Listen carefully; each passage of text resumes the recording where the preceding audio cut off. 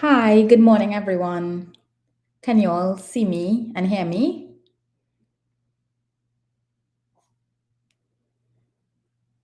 Hi, Carla. Hi, Janelle. Hi, Mia.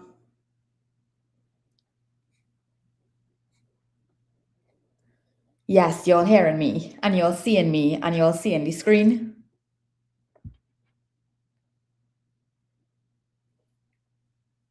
Good morning.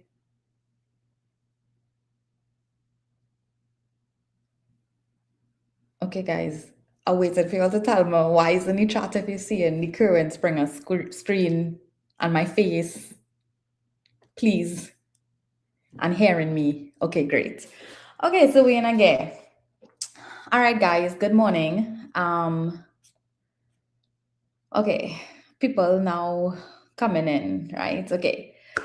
Okay, nice. Well, I don't know if like the comments was taking long to come in or what, but I'm now seeing that you're all seeing. Okay, good. So welcome everyone. Good morning. I see some of my students in the chat. Some of you all probably know me. Some of you might not know me. So let me just introduce myself before we start today. So my name is Miss Crystal Abraham. I teach CSEC HSB and CSEC Bio at the Student Hub with Mrs. Springer.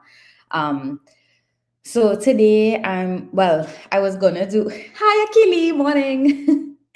So I'm very sorry that we up so early on a Sunday to do multiple choice, but I know that you all have your exam tomorrow. So I know some of y'all missing church and saying, I'm very sorry, y'all. But next week Sunday, I'll be back in church, right? Let's just push and get this out of the way, and then HSB is going to be over tomorrow, right? So today, what the goal is to get through past paper one questions for CSEC HSB.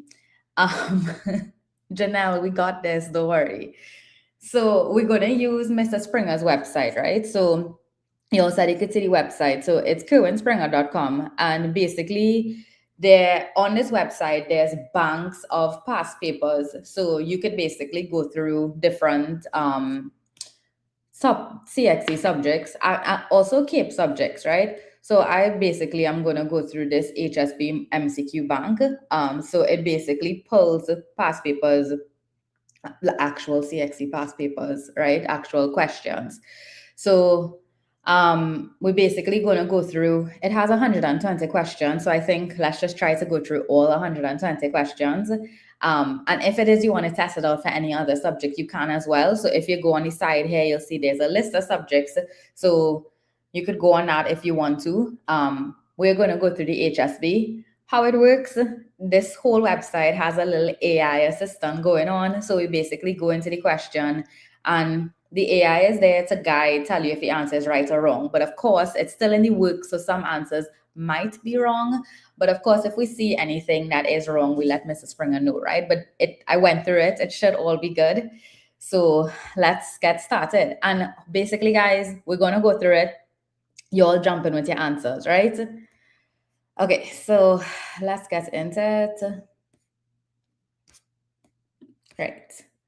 So I'm going to do the endless one, but if you wanted, there's like a warm up with 10 questions, then 25 questions, or you could do it by topic, right? So it really is whatever you want to work on. You could work on a topic, but I'm doing the endless. And basically, what the endless mode is, it basically goes through all the questions, right? So that's our goal this morning to go through all the questions, right? So you all jump in with what you all think the answers is. And of course, I will tell you all if the answer is right or not, right?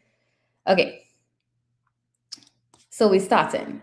Item 15 refers to the following drawing of a model used to demonstrate breathing in humans. Which of the labeled parts represents the diaphragm? And we have this diagram here with plasticine on top, the bottle cap, and we have label 1, 2, 3, and 4. So what do we think is the diaphragm here, guys? A, B, C, or D? Or 1, 2, 3, and 4? Okay, I see in D, right? I see in a few for D. Okay, good. So yes, D down here, which is corresponding to 4, is the screen small. Okay, let me see if I could zoom it. Is that better? I tried to zoom up. Oh God, now I feel like it's right in my face. But right. So D, which is this part on the bottom here, that would mimic the diaphragm because that would either flatten or dome up based on whether inhalation or exhalation is going on, right? And there's a nice little this is the AI, the nice little explanation on the bottom here telling you why the answer is right. If you choose the wrong answer, it will also tell you why it's wrong too. Okay. Okay, so next it says during osmosis, the movement of water molecules through the semi-permeable membrane continues until and then we have the amount of water molecules is equalized on both sides. Hydrostatic pressure equals the osmotic pressure equals the osmotic potential, or turgidity and flaccidity are equal. Right, so I see in A. Okay, I think, okay, well, I see in a B too, but I feel like A winning out, right? So now C and C. Okay, well, the general consensus seems to be A. So A is the answer here, okay? So those of you all that said B or C, in osmosis, the water is moving from high concentration to low concentration through the membrane. And this would usually happen until the amount of water molecules is equalized on both sides, right? So the answer is A here. Next question, it says, to which of the following food groups do oats belong? Fruits, staples, legumes, or vegetables? What are we thinking for this one?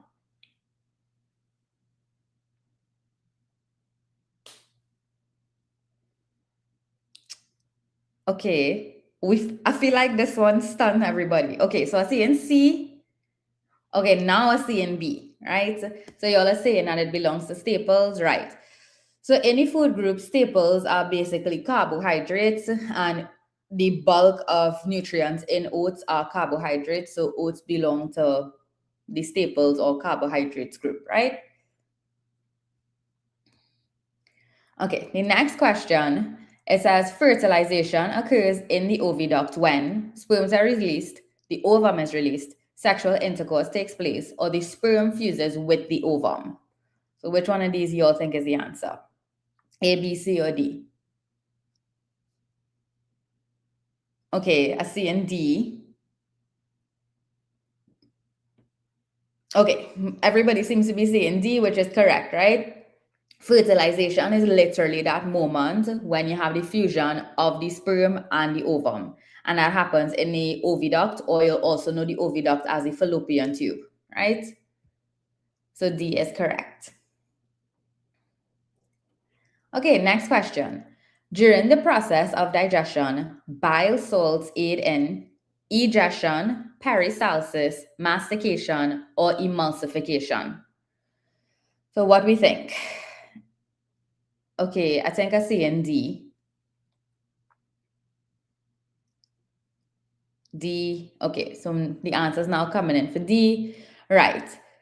So you're saying the answer is emulsification, which is correct. So emulsification is that process where basically fats are broken down into smaller pieces of fat, right? So that is why bile is released to help with the process of emulsification in digestion. All right, good job, guys. Okay, next question. It says, in which of the following structures is an allele for eye color located? On the chromosome, the mitochondria, Golgi apparatus, or endoplasmic reticulum? What are we thinking here? Okay, so I'm seeing A, right? So y'all are saying that the allele for eye color is located on the chromosome, which is correct, right? So the chromosome is where DNA is located, which forms our genes. So A is the answer.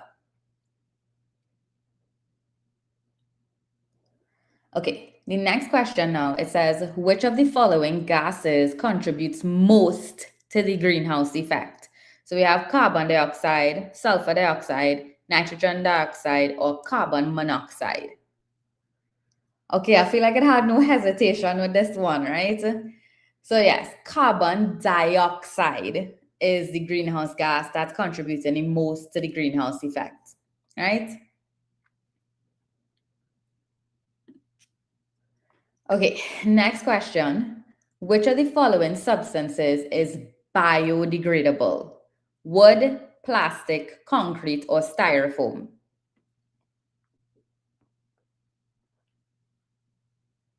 What we thinking for this one? Okay, I see an A, which is wood, right? Good. So remember, biodegradable means that it could be broken down naturally. So obviously, plastic, concrete, or styrofoam cannot be broken down naturally, but wood, which comes from plants, can be. So A is the answer. Okay, next question. It says, when viewing a distant object, the ciliary muscle relaxes and the lens bulges, contracts and the lens bulges, relaxes and the lens flattens, or contracts and the lens flattens. So what do you all think this answer is?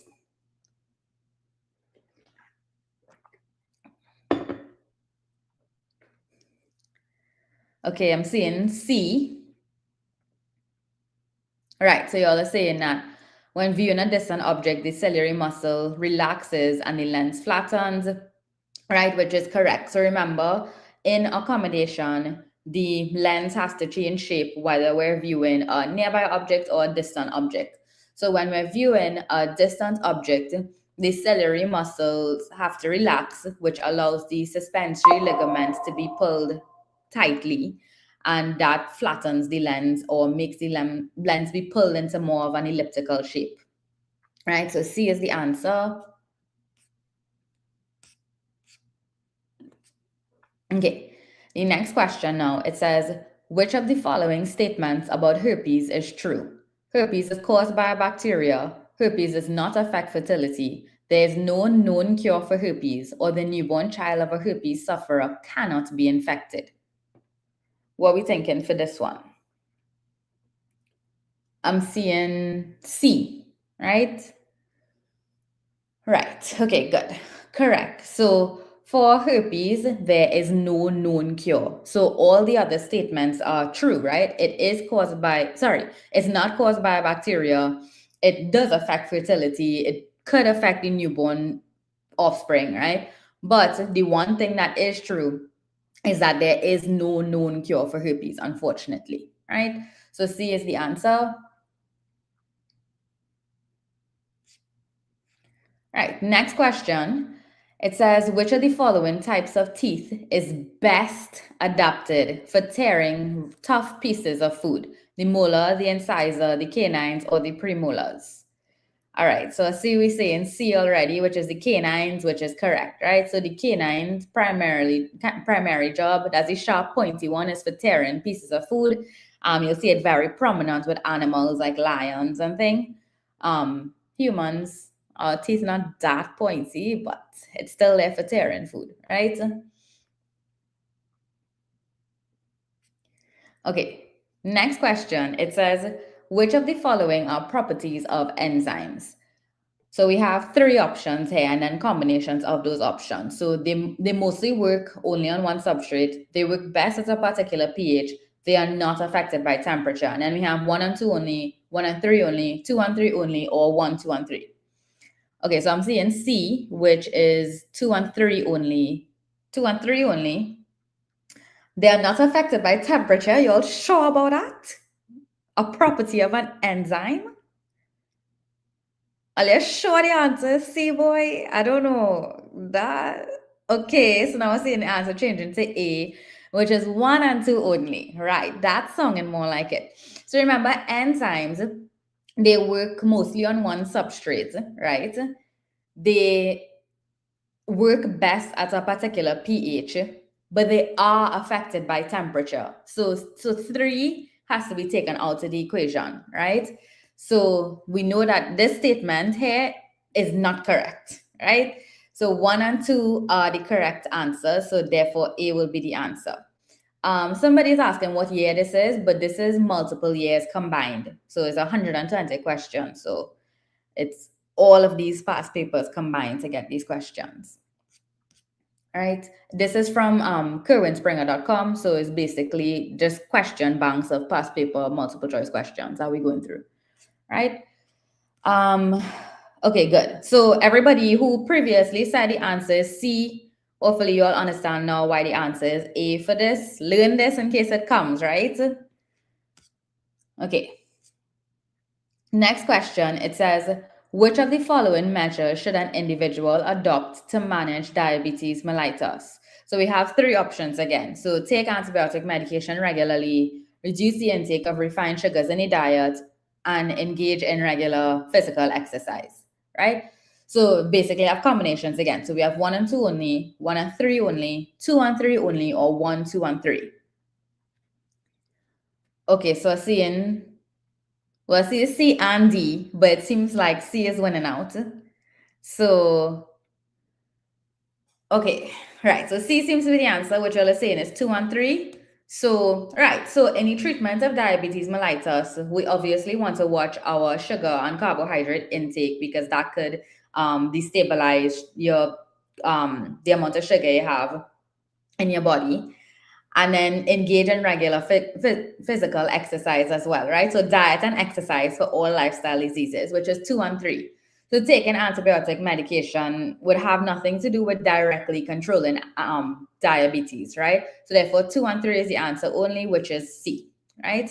So most of you were correct. Right. Next question. It says, which of the following types of immunity occurs when a baby receives antibodies from its mother before birth? So we have natural active, natural passive, artificial active, or artificial passive. So a baby receiving antibodies from its mother, right? So I see an A and B. Okay, but more of you are saying B now, right? Right, good. So remember, anytime you're talking about the transfer of antibodies from mother to baby, it's going to be passive immunity. And the reason why is because when you talk about passive, the antibodies are not being made. The antibodies are ready made, right? So this baby is going to be getting these antibodies ready made, right? They don't have to work to make their own antibodies. In addition to that, it's natural because it's the passage of the antibodies from mother to baby. So it's a natural process, right? So therefore, the answer is B. Okay, next question. It says, which of the following responses occurs in the body when a marathon runner consumes too little water? So we have less ADH secreted, decreases urine concentration. More ADH secreted increases reabsorption of water. More ADH secreted decreases reabsorption of water. Less ADH secreted increases urine concentration. So here you're not dealing with this question. Okay, so I see people are saying B, which is more ADH secreted, which increases the reabsorption of water, right? Right, so that answer is correct. So basically, what is happening here is when this marathon runner consumes too little bit of water, remember what that means is his body is not going to have a lot of water, right? Because he didn't drink a lot of water and, well, he's a marathon runner. So what his body is going to try to do is his body is going to try to retain water instead of lose water through the urine. So in trying to retain water, this is where antidiuretic hormone comes in. What antidiuretic hormone does is it basically makes the distal convoluted tubule in the nephron more permeable so that water would be reabsorbed from what is going to be the urine back into the bloodstream, right? So that since his body doesn't have enough water, his body's holding on to water, right? Or his body's trying to hold on to water. So he's going to retain water where more ADH is secreted, and that increases the reabsorption of water, right? So B is the answer. Okay, next question. It says item 46 refers to the following diagram of a mother breastfeeding her baby. Well, we know what they're going to ask here already. What kind of immunity is illustrated by the activity above? Right? So we have naturally acquired active, naturally acquired passive, artificially acquired active, or artificially acquired passive. So this is similar to the one we just did. So what do you think? Okay, so I'm seeing B, which is naturally acquired passive, right, which is correct. So it's the same logic from a few questions ago where we are talking about the passage of antibodies from mother to baby. So basically, what's happening here is the same situation where the baby is not making any antibodies for themselves. So it's not an active process, it's passive. And again, it's naturally acquired because breastfeeding is a natural process. So it's passing from mother to baby naturally, right? So the answer is B. Okay, next question. It says the process of egestion is defined as the removal of toxic waste, non toxic waste, metabolic waste, or undigested waste.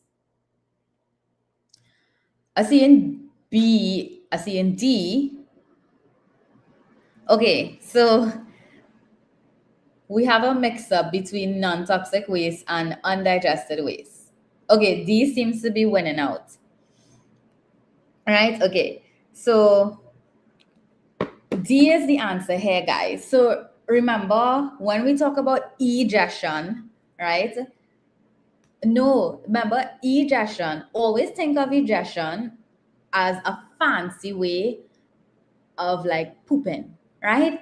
So basically, egestion is when your body gets rid through bowel movement. It gets rid of your undigested waste, like so dietary fiber, and then all the waste products generated during digestion, like mucus, dead enzymes, any of those things, or denatured, I should say, right?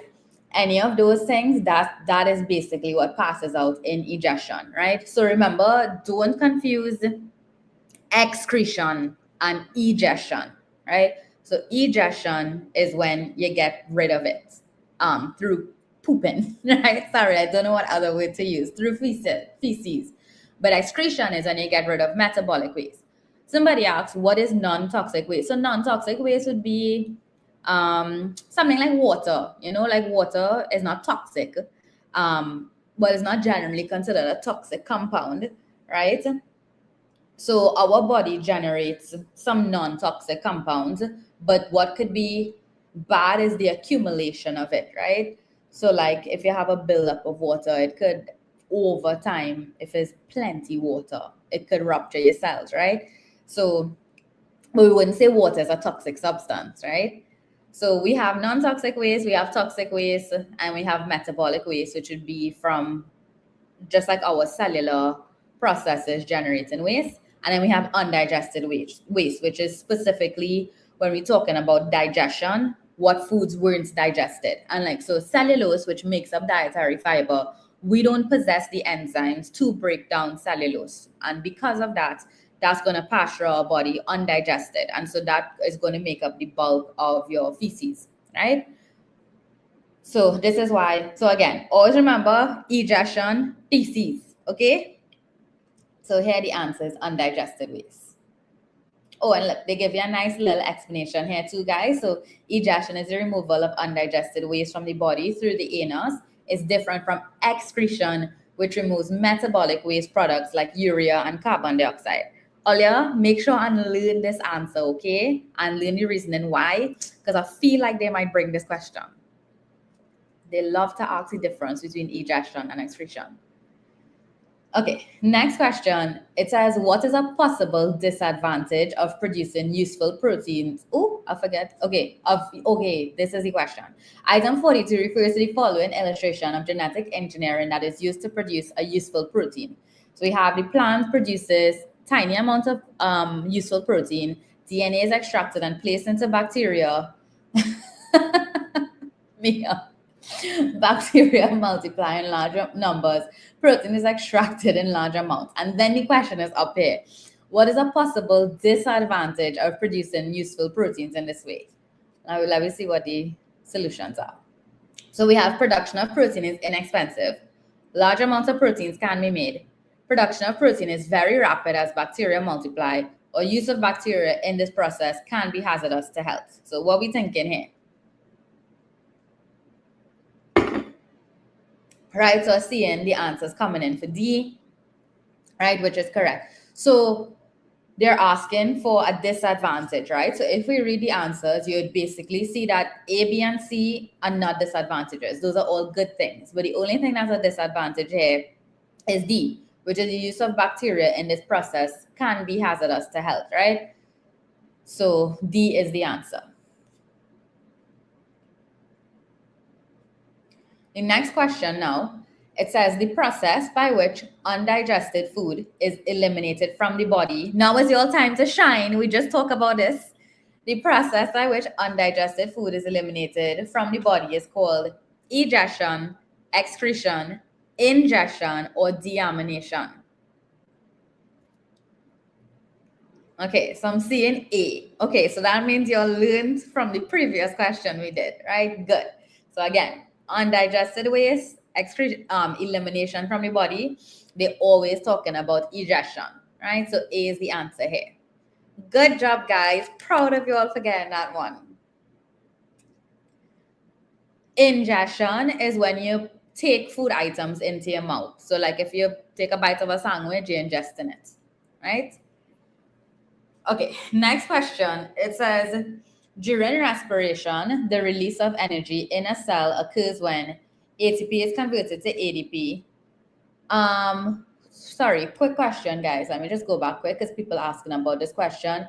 Deamination is a process with nitrogen compounds like urea. I think the conversion of urea, right? So ingestion and deamination would not be the answer. Ingestion deals with taking food items into the mouth. Deamination deals with urea conversion. So, and we know what excretion is now. So A is the answer, right? So hopefully that answered your questions, guys. So we have ATP is converted to ADP, ADP is converted to ATP, ADP is converted to lactic acid, ATP and oxygen form oxyhemoglobin. So seeing everybody saying A is the answer for this one, right? But, right, so I see 1B. So guys, the answer for this question, I could see how it could be taken differently. But remember, during respiration, what's actually happening is the ATP has to be made, right? So if the ATP has to be made, ATP is what the energy currency is, right? So during respiration, we're making the ATP. So if we're making the ATP during respiration, then the answer is going to be B, right? When ADP is converted into ATP, right? Because where's the ATP coming from otherwise, right? It had to come from somewhere. So basically, you're creating the ATP molecule, right? Most people doing this question says B, but my teacher said A, so now I'm confused. So there is a lot of debate over this question. I'm not gonna lie. Like people do think it's A. There's a toss-up between A and B, where some people say A and then some people say B. So me and Mr. Keeley actually sat down and went through this question, right? And we were like, what could be, like, is it A or is it B? And like the fact that the question says during respiration, that is what led us to say, yes, the answer is B.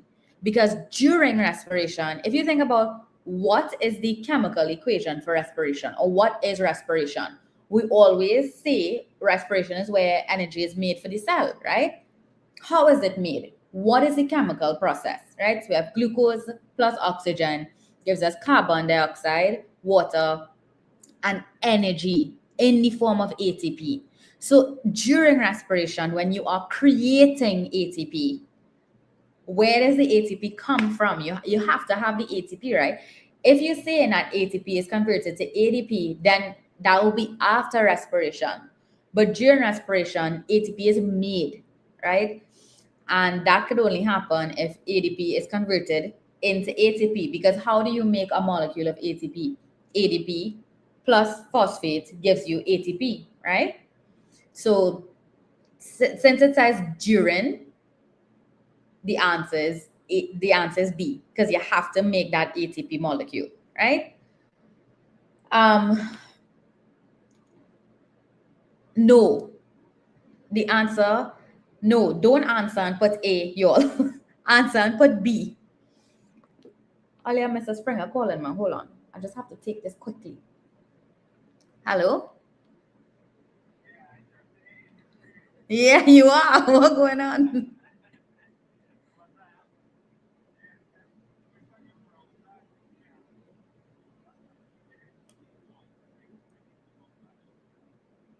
Oh, I did that, but you find it still small at 150%. Yeah. Okay. They say to tell you hello.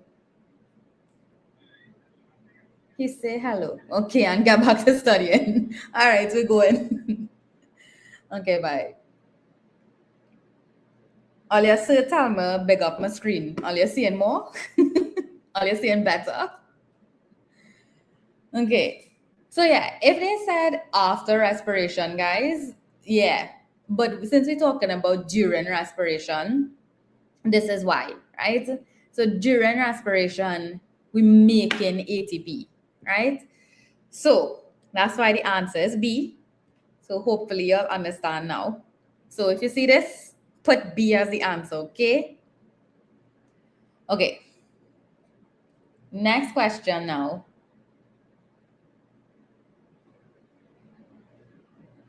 Um,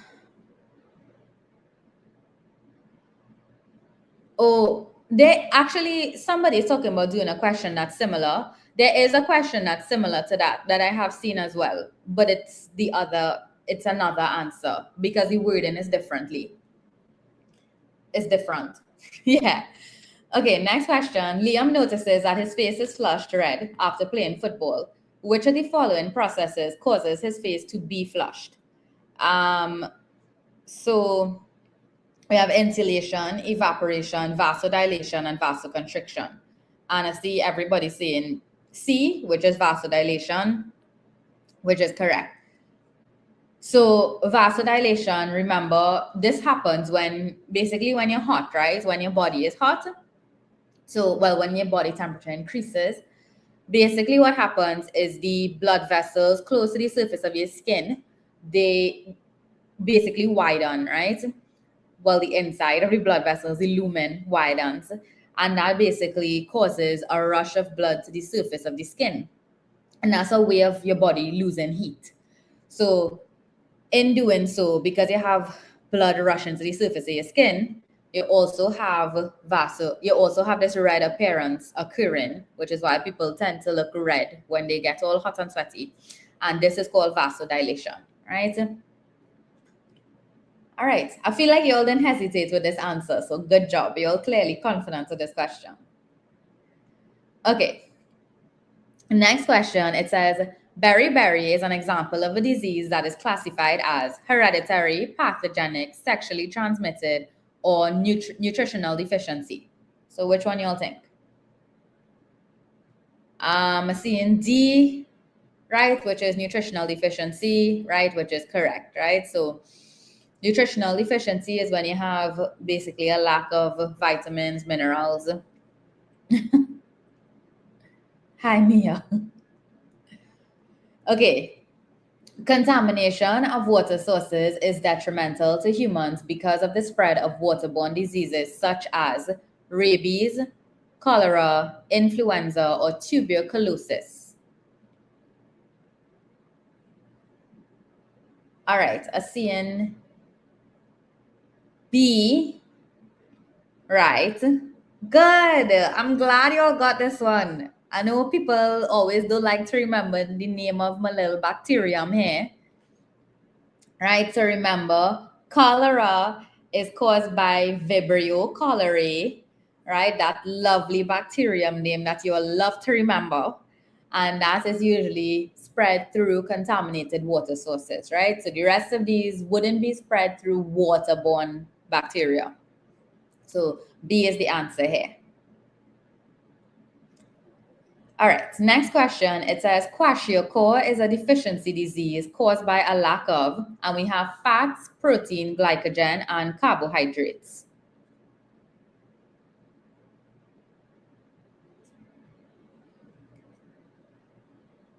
So I'm saying B, which is protein, right? Which is correct. So remember, kwashiorkor and marasmus, those are protein energy deficiency, these malnutrition diseases.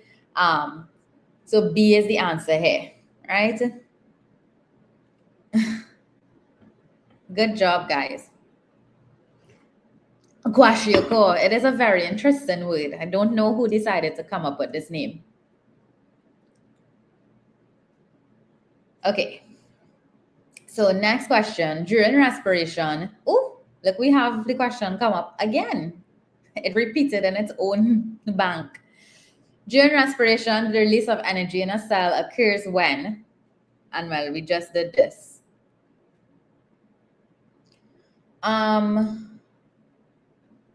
Cherie says for the person who asked about the ADP question, check out 2016 May June. I think it's like in a 2021 paper too, if I remember correctly. Maybe. Right, so B, free marks. We know this one already, right? So during respiration, we create an ATP. Okay, which of the following is not a fat-soluble vitamin? So we have vitamin A, vitamin C, vitamin D, or vitamin K. Right, so y'all are saying, I'm saying B and I'm saying C. I'm saying B more. Right, so we're going to go with B, which is vitamin C. Right, so guys, remember, fat-soluble vitamins is a deck. Right, so what a deck is vitamin A, vitamin D, vitamin E, and vitamin K. Those are fat-soluble. Water-soluble is vitamin C, well, vitamin B complex and C, right? I always remember that vitamin C is water soluble because remember, you know, like those emergency packets that you just rip open from the pharmacy and just drop them in water and ting it up and drink it. So it's vitamin C, right? This one is not fat soluble. Right, good job. Next question. Chromosomes are made up of protein and DNA, RNA, starch, or fat. So what we thinking here?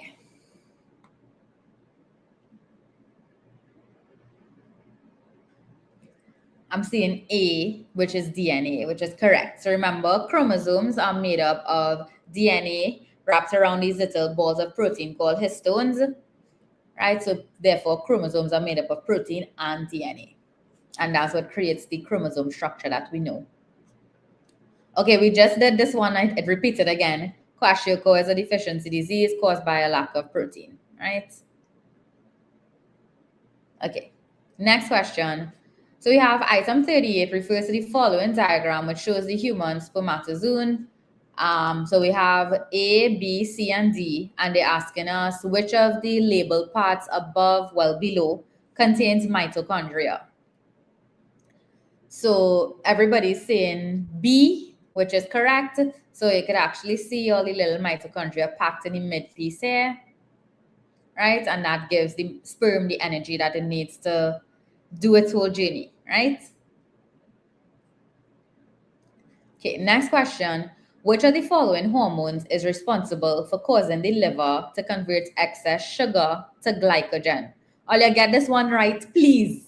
We have insulin, glucagon, adrenaline, or antidiuretic hormone. So excess sugar to glycogen, right? Okay, I'm seeing A, which is insulin, which is correct. I feel like my class used to be not sure about this one all the time. So yes, when we convert an excess sugar to glycogen, it's insulin that does that, right? Where you come out with vitamin C from? Okay, next question. Which of the following organisms is the causative agent for cholera? So we have virus, fungus, flatworm, or bacterium. Right, so I'm saying D, so we actually just spoke about this, right? So we said that cholera is caused by a specific bacterium, and the name of that bacterium is Vibrio cholerae, right? So always remember the name of that bacterium, and you'll remember it's a bacterium, right? Okay. Next, Which of the following factors it's not necessary for photosynthesis to take place? Water, oxygen, sunlight, or carbon dioxide? All right, I see in D. So they say it's not necessary, right? I see in D, I see in A, I see in B. Okay, so it looked like we're saying B now, which is oxygen. Right? All you remember, carbon dioxide is the most important. Well, not the most, but it's one of the most important things for photosynthesis to happen, right? To make glucose. So the one thing that's not needed here is oxygen. So water and carbon dioxide have to come together to create glucose. It needs to happen in the presence of sunlight to give energy to the reaction. And then oxygen is actually a byproduct of photosynthesis. So you don't actually need it to happen in the presence of oxygen. So oxygen is not necessary for photosynthesis to take place. So B is the answer. Right? Okay, next question. It says, during a sprint, muscles in the human body produce lactic acid by the process of excretion, digestion, aerobic respiration, and anaerobic respiration. Okay, so seeing D, right, which is anaerobic respiration. So remember, in anaerobic respiration, this process is happening in the absence of oxygen. And because it's happening in the absence of oxygen, lactic acid is produced as a waste product, right? Of course, it makes energy as well, but that lactic acid is also produced, right? So D is the answer. So this happens when you're exercising. Right, okay, good. Next question. The double pumping of the heart allows blood rich in A, oxygen to be taken to the body during the second pump, B, oxygen to be taken to the lungs during the first pump, C, carbon dioxide to be taken to the body during the first pump, or D, carbon dioxide to be taken to the lungs during the second pump. Okay, so seeing A here, right, which is oxygen to be taken to the body during the second pump, right? Right, excellent. So remember, during the heartbeat, during the heart pumping blood, right? What is happening is that first pump is gonna, well, they pump simultaneously, but one pumps deoxygenated blood to the lungs, and then the other side of the heart is pumping blood to the entire body, but it's pumping it's pumping oxygenated blood to the entire body, right? So A is the answer here, right? It allows oxygen to be taken to the body during the second pump. All these other answers are wrong. The heart isn't trying to pump no carbon dioxide anyway, right? Okay, next question. Which of the following birth control methods is considered to be the least reliable? So we have condom, rhythm, oral contraceptive, or intrauterine device. So they say the least reliable, right? Which means we can't count on it. Right, so everybody is saying the answer is B, which is the rhythm method, which is correct. So remember, so A, C, and D, there's all like these tools or devices to use for these methods. But with B, the rhythm method, it's a natural method where you kind of just time in ovulation. So because of that, your timing could be very off.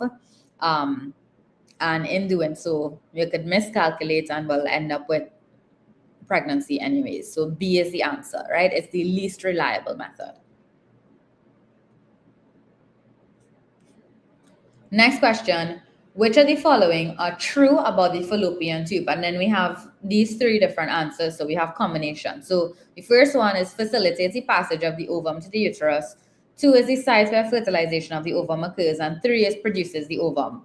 And then we have a mix. So we have 1 and 2 only, 1 and 3 only, 2 and 3 only, or 1, 2, and 3. So they're asking us about the fallopian tube here, right? Okay, so I'm saying A, which is 1 and 2 only.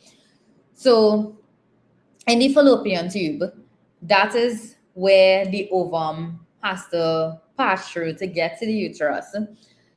It's also the site where the ovum would be released and where it would meet a sperm if fertilization occurs. So A and B Sorry, so 1 and 2 are correct so far, but 3, and the fallopian tube doesn't produce the ovum. That would actually be the ovary that produces the ovum, right? So therefore, this means that only 1 and 2 are going to be correct here. So where is 1 and 2? That's A, right? So 1 and 2 only are correct. So A is the answer. Okay, good. Next question. Blood pressure is highest in the, so we have veins, arteries, arterioles, or capillaries. So which one of these blood vessels would it be highest in, guys? So I'm seeing B, which is the arteries, right? Which is correct. So remember, the arteries, that's where blood is being pumped to the organs, right? Away from the heart and towards the organs. So the blood is being forced out under very high pressure, right? From the left side of the heart, remember. And when that blood is forced under high pressure, it means that the blood in the arteries are going to be forced out around the body under very high pressure. So B is the answer, the arteries. Okay, next question. It says, climbing up a mountain, a group of hikers finds that breathing becomes difficult. This is most likely because A, the air is colder, B, the air has less oxygen, C, they become tired from the long walk, or D, they lose too much water by sweating. Right, so everybody's saying that the answer is B, which is the air has less oxygen, which is correct. So remember, the higher you go up, so like when you have more altitude, that means that the air is thinner, right? So what we mean when we say that is that there's less gases, there's less oxygen in the atmosphere at those heights. So therefore, if it is there's less oxygen, then breathing is going to become very difficult the higher you go up, right? So B is the answer here. Oh no, they become tired. No, unfortunately, they're probably tired too, but definitely the answer is B. All right. I think some of your answers coming in late, guys. I don't know if the internet's sticking or what. Okay, next question. It says plants obtain nitrates, and then we have directly from nitrogen gas by the process of photosynthesis by absorbing nitrates through their roots or when nitrates diffuse into the stomata. So which one of these we think is the answer?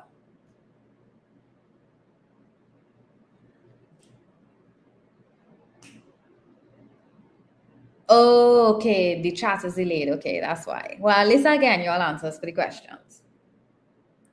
Okay, so I'm seeing C, which is by absorbing nitrates to their roots. Right, absolutely correct.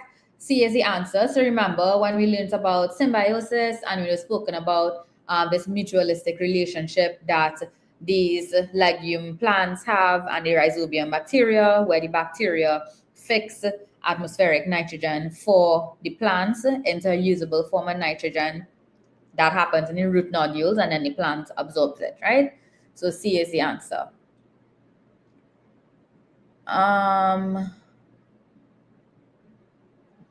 Carbon dioxide and oxygen are the ones that diffuse into the stomata. Yes, definitely. Okay, next question. The ability of a living organism to detect and respond to changes in its environment is referred to as, so we have nutrition, excretion, movement, or irritability. Or you should match this question up, man. Right, so seeing D coming in. Right.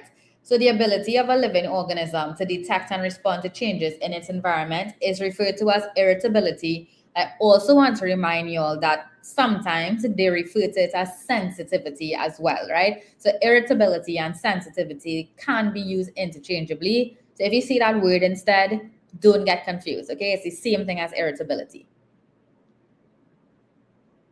All right, so you see it here.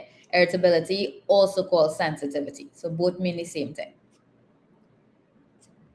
Okay, so next question. It says, which of the following rows shows correct examples of genetic and environmental variation? So we have a list here. So we have two columns, genetic variation and environmental variation. So for A, we have height and eye color. B, we have tongue rolling and height. C, we have height and tongue rolling. And D, we have eye color and tongue rolling. So which one you think is the answer? A, B, C, or D? I see in B, which is tongue rolling under genetic variation and height under environmental variation, which is correct, right? So remember, for genetic variation, tongue rolling is controlled by the inheritance of one pair of alleles, right, which is monohybrid inheritance, and that dictates whether or not you could roll your tongue. Whereas for environmental variation, that is basically controlled by your environment as well, right? So things like your diet, your lifestyle. So B is the answer.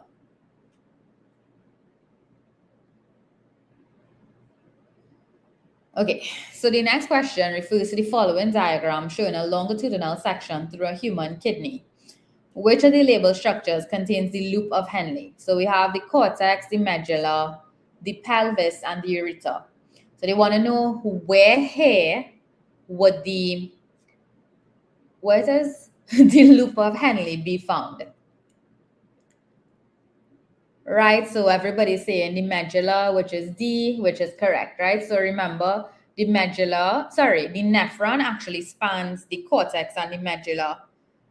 So the nephron, that loop of Henle, is going to be dipping down from the cortex into the medulla, right? So D is the answer. Good job, guys. You all did great for that question. Okay. Next, it says, okay, this refers to the following diagram of the water cycle, and they want to know which one transpiration is represented by. So we have a little diagram here. So we have water vapor in the atmosphere. We have this arrow going from animals to water vapor in the atmosphere. We have this arrow coming from water vapor to rainfall. This arrow going from rainfall to from soil to plants. And then this arrow from plants to water vapor. So which one is transpiration represented by? Plants to water vapor. It's okay. At least you didn't get it wrong for the exam. So you get it right now. All right, so for this one, it will be plants to water vapor. So basically, that would correspond with B, which is this label here, which is 2. So remember, guys, what transpiration is, it's the loss of water vapor from the leaf surface of the plant, right? And so when that happens, water is going to return from plants back as water vapor into the atmosphere, right? So the answer is represented by this label here, 2, which corresponds to B. Okay. Next question. Oh, there's a long question. Okay, let's see. So we have an incomplete table which shows blood vessels and the organs they supply. So we have 1, 2, 3, 4 missing, and we basically have to figure out what is what, right? So we have a mixture of, well, different blood vessels here. So we want to see, firstly, what blood vessel supplies the lung, what organ is supplied from the hepatic artery, what blood vessel supplies the intestine, and then what organ the renal artery delivers blood to, right? So I'm seeing everybody saying that the answer is C, which is pulmonary artery, liver, mesenteric artery, and kidney, which is correct. So the pulmonary artery supplies blood to the lungs. The hepatic artery supplies blood to the liver. The mesenteric artery supplies blood to the intestine, and then the renal artery supplies blood to the kidney. All right, so C is the answer.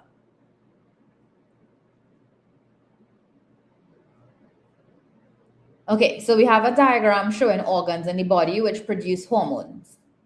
They say which hormone is secreted by the organ labeled S. So we have adrenaline, estrogen, thyroxine, or insulin. So let me see. This is the organ here. Right, so everybody's saying insulin, right, which is absolutely correct, which corresponds with letter D.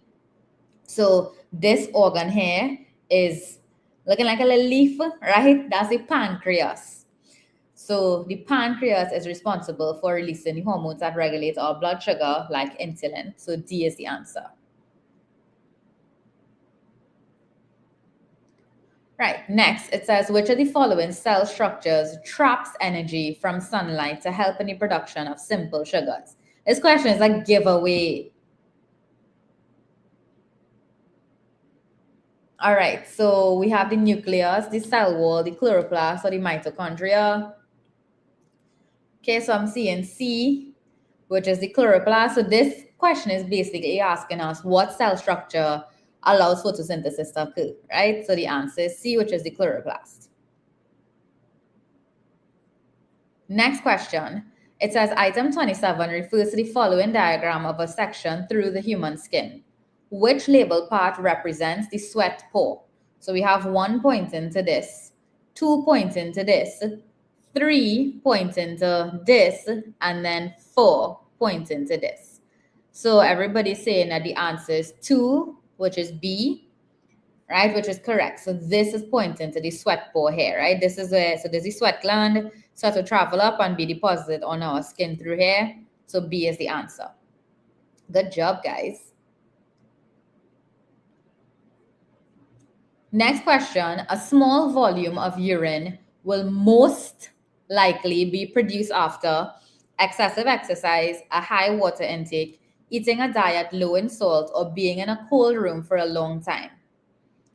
Right, and I'm seeing A, everybody's saying A, which is excessive exercise, right? So remember, when you're exercising, you're already losing water through sweat, right? So because of that, you're already losing water through sweat. You're not going to have a lot of water to be excreted through urine. So the answer here is A.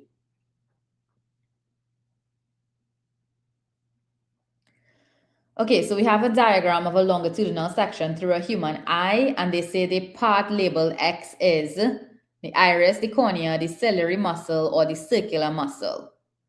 And this is X here, right? So what do we think X is? I seeing A, right? So y'all are saying that X here corresponds to the iris, which is absolutely correct. So remember, the iris is what surrounds the pupil, right? Okay.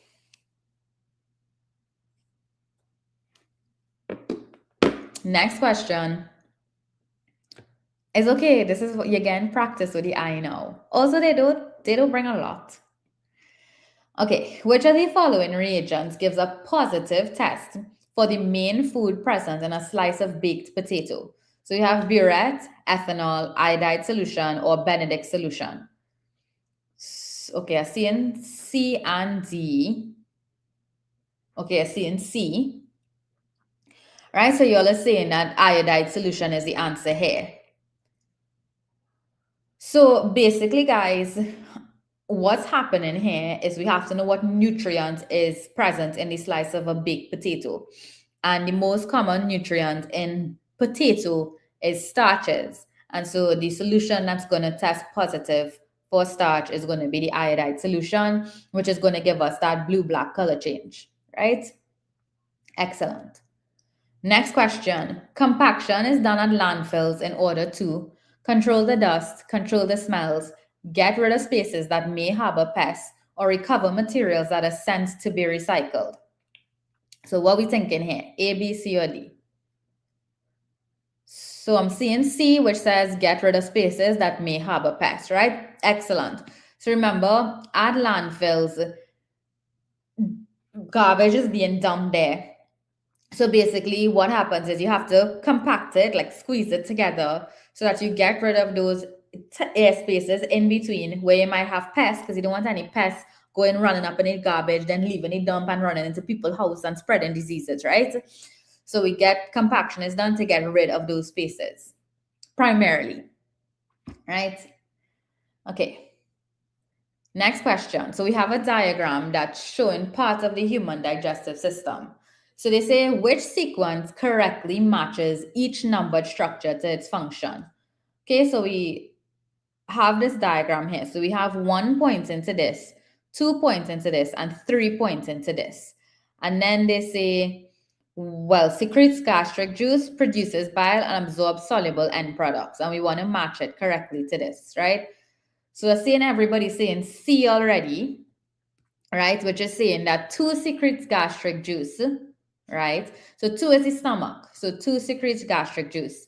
1, this is the liver, right? So 1 produces bile, and then 3 absorbs soluble end products. So you'll say that corresponds with C, 213, right? Which is correct. Okay, good job, guys. Okay, next question. Seema has the following signs/symptoms: constriction of bronchial tubes, coughing, and wheezing. She's most likely suffering from asthma, malaria, typhoid, or tuberculosis. What we think going on with Seema? Right, so I'm seeing A, right, excellent. Remember, wheezing is a characteristic feature of asthma attacks, right? And what happens in asthma attacks is the bronchial tubes end up being constricted, you're gasping for air, right? So asthma is the answer here. Okay, next question. It says, which of the following cells does the AIDS virus attack?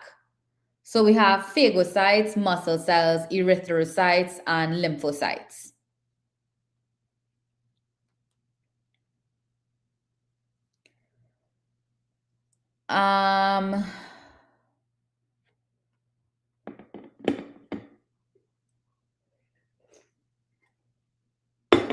Okay. So I'm seeing white blood cells, which is D. All right.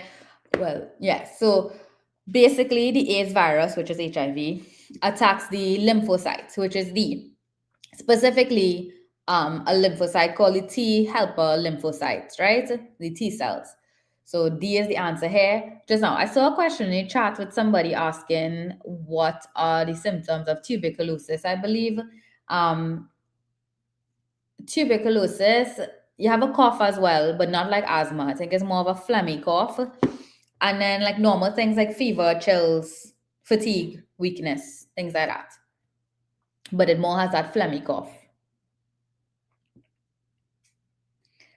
Right, so hopefully that answered your question. Okay, so next question, it says, the main reason for practicing family planning is to make families richer, improve the economy of a country, give individuals more leisure time, or ensure sufficient resources for each family member. So what do we think the answer is here?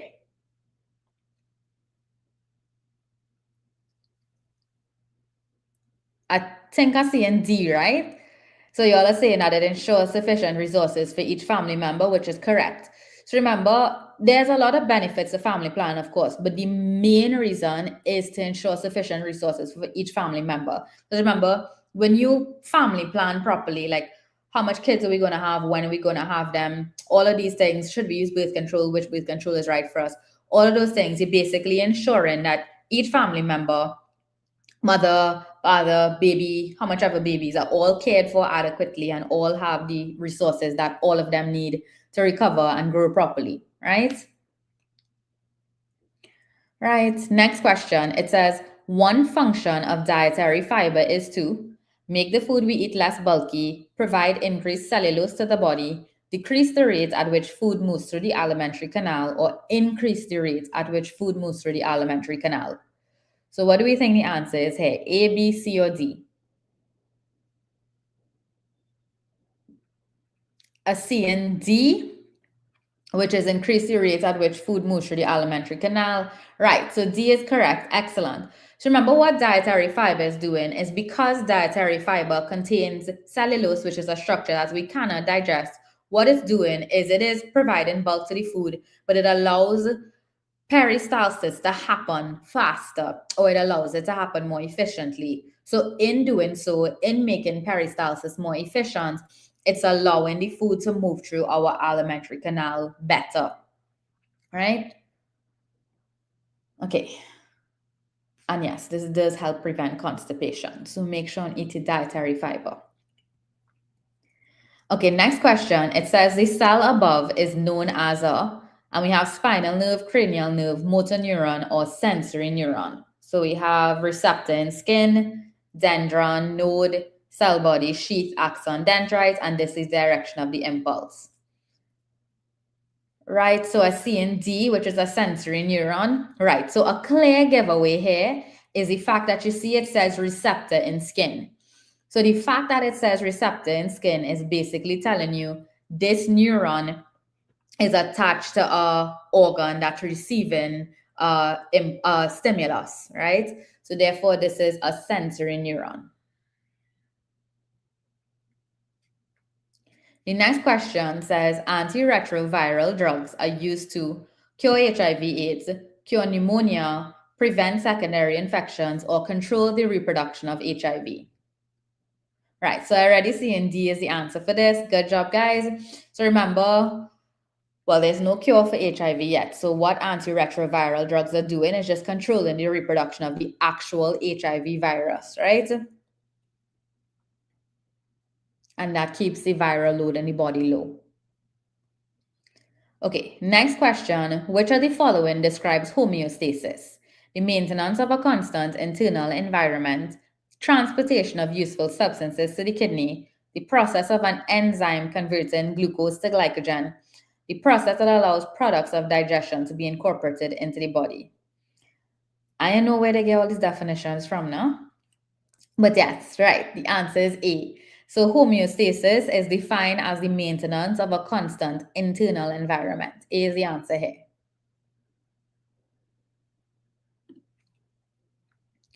Chlorine bleach can be added to drinking water to improve the taste, prepare for filtration, destroy microorganisms, or remove unpleasant smells.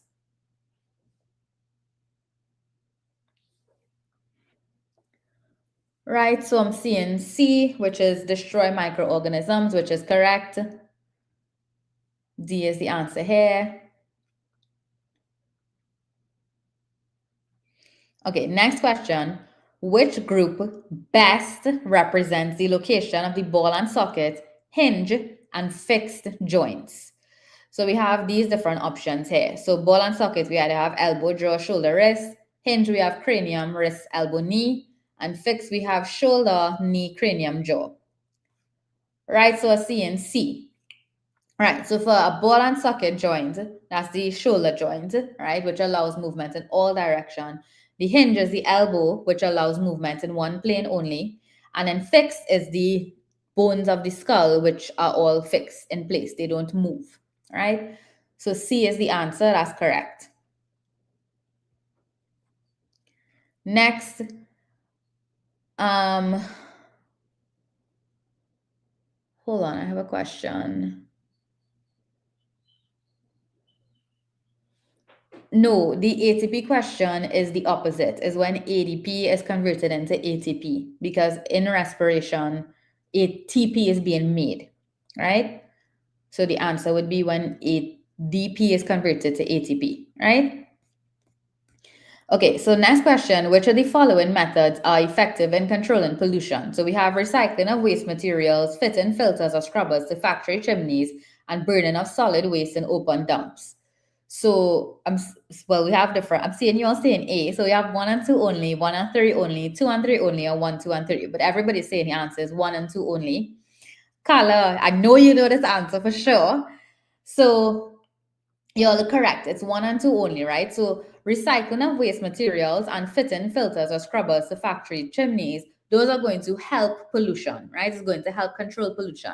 What burning of solid waste in open dumps is going to do, that's going to cause more pollution. So that's the opposite of what we're trying to achieve here, right? So the answer is A, which is 1 and 2 only.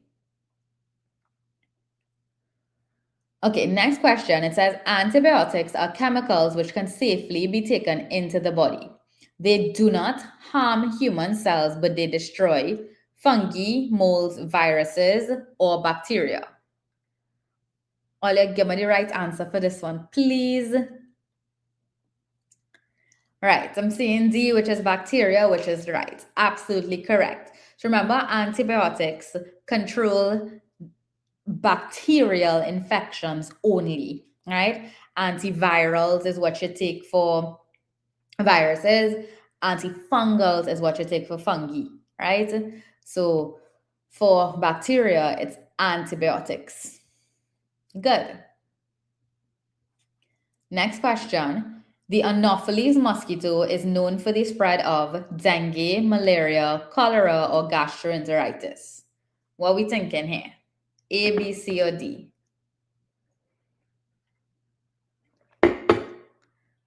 I'm seeing B, right? The Anopheles mosquito specifically is the one that spreads malaria, right? So B is the answer here.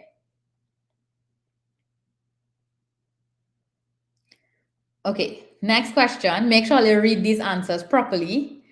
The formula for determining body mass index or BMI is weight in kilograms over height in meters, weight squared, which is kilograms squared over height in meters, weight in kilograms over height squared in meters squared, or weight squared in kilograms squared over height squared in meters squared.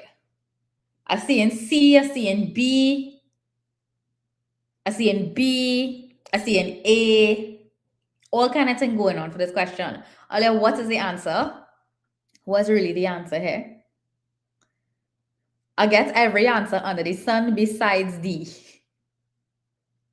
Anybody want to reinforce their answer? Okay, I see in C. C, Carla, you're real sticking to this C. All right, good. C is the answer here, guys. Thank you for reinforcing. So C is the answer here. Always remember, body mass index is weight in kilograms over height squared in meters, right? Well, meters squared because it's height squared. So C is the answer here, okay? Good job. All of you all who said C, all of you who said A and B and D, hopefully now you know why C is the answer. D is wrong. D is 100% wrong. You never square the weight. It's only the height that you square. The answer, 100,000 million trillion % is C. Okay? All right. Okay, next question. It says, which of the following graphs best represents the effect of pH on the activity of the enzyme salivary amylase in the digestive process? So you have this graph at A here. We have this graph at B here. We have this graph at C here. And then we have this graph at D here. Right? So, oh gosh. Alia, hold on. This graph, the solution's not lining up with the graph itself. So y'all are correct. The graph that represents salivary amylase is C. Right? So C is the answer here. So if y'all get this question, C is the answer. The only thing is on the website, the answer's misaligned. So they actually have single peak as B instead of C, and they have the wrong description for C.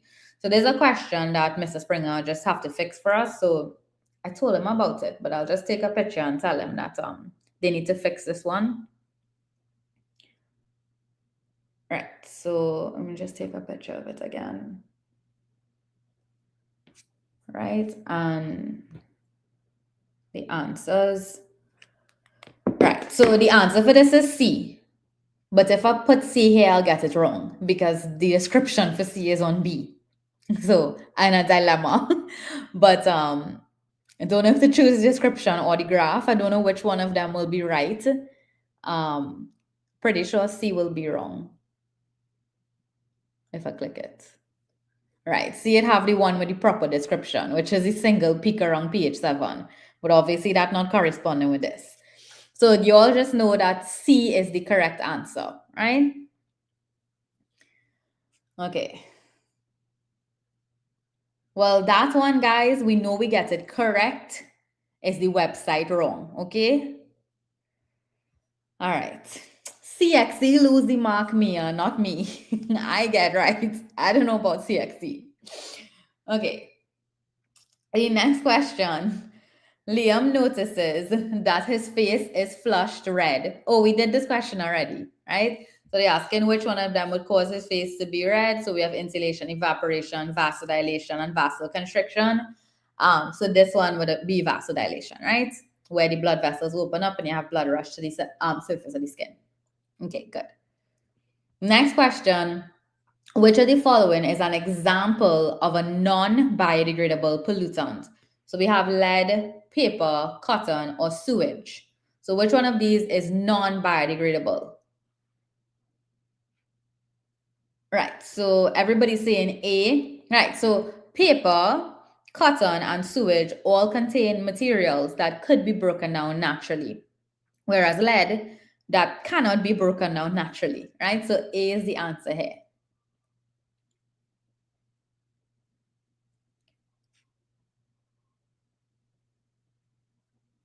Okay, next question. Infected persons display signs and symptoms of disease. Which of the following signs and symptoms are classified correctly? So we have signs: headache, sore throat, shivering headache, symptoms: shivering headache, sore throat. Right? So they want to know which one is classified correctly. So you all are saying C, which is saying that shivering is a sign and the sore throat is the symptom, right? Which is correct. So remember, a sign is something that the doctor could see or could be measured, whereas a symptom is something that the patient feels and reports. So C is the answer here. You could actually see if someone is shivering, right? They could report a sore throat. They could feel a sore throat. So C is the answer here. Oops, forget to press next. Okay. So the next question, it says, which of the following is the most severe damage caused by the prolonged wearing of high heel shoes? So we have the bones in the feet become misaligned. Corns and calluses develop on the toes. The spaces between the toes tend to widen. There's less support placed on the heels of the feet. May I have to say that at the end? Okay. Okay, all you give me every answer under the sun for this question. I see an A, B, and C, but I feel like A is the most common, the most popular answer, right? So I feel like the general consensus is the bones and the feet become misaligned. Thanks, Mia. I appreciate it. Okay, so it seems like A seems to be winning out. So A is actually correct here, right? So what tends to happen when you have prolonged wearing of high heel shoes? The most severe problem is the fact that the bones in the feet do become misaligned. So you could end up having like bunions and things. Usually like when your not your front toe, your big toe end up like going towards the other toes, like pointing in that direction. Yes, it alters your posture as well, right? So this is the most problematic thing that could happen. Not when you wear, it wouldn't just wear a high heel once and it'll happen, right? It's over time. Yeah. I'm pretty sure you meant to say you lost the mark. But that just killed me. It's okay. I know autocorrect is me fighting. Okay. So it's okay. Now is the time to lose the mark. Just don't lose it tomorrow in the exam, right? So the most severe damage is the fact that the bones in the feet could become misaligned, right? Okay. Next question. So we have steps here. Which of the following is the correct sequence when testing water for bacteria? So we have examine the agar in the petri dish for presence of coliform colonies, incubate the petri dish at 35 degrees Celsius for 24 hours, place collected water in a sterile bottle, and pour the water onto sterile agar in a sterile petri dish. Right, so we basically want to put these into the correct order. Right, so I'm seeing C, right? So y'all are saying C is the answer. So let's see. C is 3, 4, 2, 1. So the first thing we want to do is place the collected water in a sterile bottle, right? We have to take the sample first. The next thing is we want to pour the water onto the sterile agar in a petri dish, so 3, 4. Then we want to incubate the petri dish at 35 degrees Celsius for 24 hours because that allows the bacteria to reproduce under the right conditions.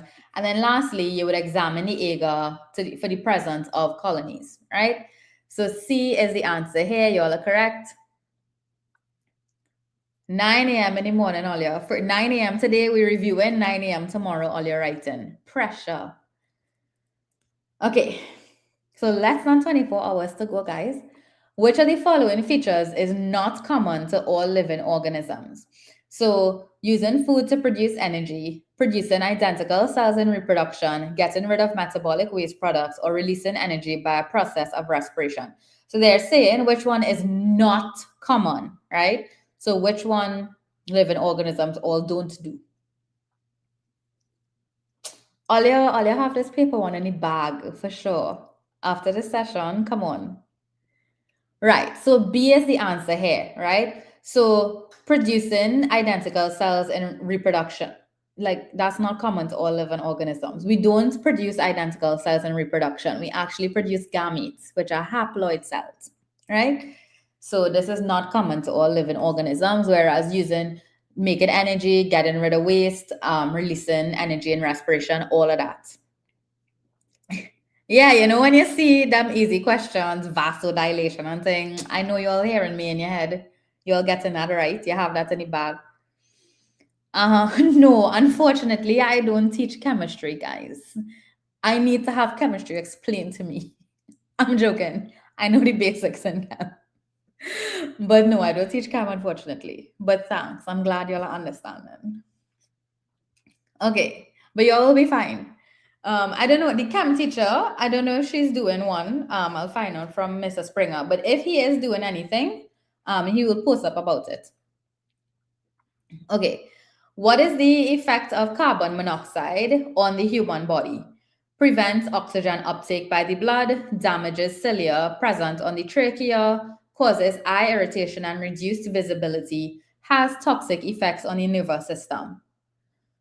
Right, so I'm seeing A, which is correct. So carbon monoxide prevents oxygen uptake by the blood. So basically what happens is our red blood cells have hemoglobin that would usually bind with oxygen, and that is how oxygen is transported around the body. However, what happens when you inhale like cigarette smoke, there's carbon monoxide that is present, and hemoglobin in our red blood cells actually prefers to bind with carbon monoxide over oxygen, right? So there's a bit of chemistry for y'all. So just because of the molecular structure, right, the hemoglobin will favor carbon monoxide over oxygen. And in doing so, it ends up binding with carbon monoxide over binding with oxygen. And therefore, your bloodstream is going to be transporting carbon monoxide instead of the oxygen, right? Oh, Mr. Jonathan Sinanan, it's true, he does. I don't know if it's either he or Miss Christie might do a chem stream. I'm not sure, but just check Mrs. Springer live, like his feed or whatever, and you'll know for sure because I don't know. Sorry, guys. Okay, during asexual reproduction, an organism produces new organisms that are identical to the parent by the process of, so you have mitosis, meiosis, pathogenesis, or reduction division. Right, so you all are saying the answer is A, which is mitosis, which is correct, right? So identical parent cells during asexual reproduction is mitosis. Okay, next question. We have like a mix of things here. So it says, which of the following are true about phagocytes? Have a rounded nucleus, engulf and ingest bacteria, are a type of white blood cell. So we have a combination of these things. So we have 1 and 2 only, 1 and 3 only, 2 and 3 only, or 1, 2 and 3. Pathogenesis. Sorry, guys. I'll answer this and then I'll go back. So y'all are saying, oh God, I'm saying B, A, and C for the phagocyte question. So what's the consensus? So I feel like C is winning out, which is 2 and 3. Right? So y'all are saying that these are the answers. Right? So phagocytes engulf is okay if you never see it before. You do it in the answer now. So C is going to be correct because phagocytes do engulf and ingest bacteria. They are a type of white blood cell. However, phagocytes do not have a rounded nucleus. What actually defines a phagocyte is the fact that it has a lobed nucleus. Right, exactly. It does not have that rounded nucleus. So therefore, 2 and 3 are the answers only, which corresponds with C. Right? And just to go back to explain, somebody asked something about pathogenesis.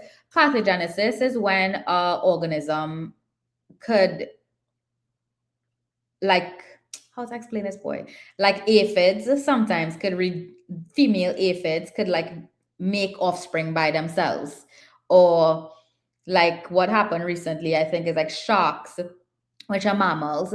The female sharks actually like made offspring by itself, without sexual intercourse, but it's an organism that usually reproduces by sexual reproduction. But I think pathogenesis for aphids as well, I think they can reproduce asexually, but there are instances where the aphid could just reproduce by itself, the female. So that's what pathogenesis is, where like those organisms could make offspring by themselves, right? But when we're talking about just identical to the parent cells, it happens through the process of mitosis, right? Okay, so hopefully that answered your question, right? So we know the answer for this is 2 and 3 only. Phagocytes have lobe cells, right? Well, yeah, they have lobe nuclei. I said that right. Okay, no problem. Okay, so next question. It says capillaries have very thin walls, which may have only one layer of cells. This is to allow, so we have rapid diffusion of gases and glucose, slow diffusion of gases and glucose, rapid diffusion of protein and fats, or slow diffusion of protein and fats. Right, so everybody's saying A, which is rapid diffusion of gases and glucose, right? When it comes to diffusion, guys, we always want diffusion to be happening as quickly as possible. So we're always trying to make diffusion be very efficient. And what allows that to happen is those thin layers, those thin walls, because in having thin walls, it means the molecules don't have far to pass, right? They don't have no long distance to go through. So it makes the process very efficient. So A is the answer here. Right, okay, where we reach? We're on 75. Okay, we're almost there, guys. Okay, next question. Which of the following statements is not true of anemia? It's caused by the presence of an extra chromosome. It's caused by a lack of iron compound in diet. It could be treated by eating green veggies, liver and egg yolk, or it results from the manufacture of an inadequate number of red blood cells. All right, so everybody's saying A is the answer, which is correct, right? So having an extra chromosome has nothing to do with the causation of anemia, right? But all these other things are true, right? You do get anemia, well, iron deficiency anemia from a lack of iron in the diet. You can treat it with eating these foods because these are rich in iron. And it does result from an inadequate number of red blood cells. So A is the answer here. Okay, so we have the diagram here of a human arm, and it says when the arm is bent or flexed, so you have the scapula, the biceps, the triceps, the radius, and the ulna. So when the arm is bent, the triceps shortens, the scapula is pulled down, the triceps pulls on the ulna, or the biceps pulls on the radius. So what's happening here? Right, so I see in D, so the biceps, which is this muscle here, has to pull on the radius. So think of it like this. There's your arm here. This is what's happening here, right? The biceps pulls on the radius, and that's what pulls the muscle up. So D is the answer.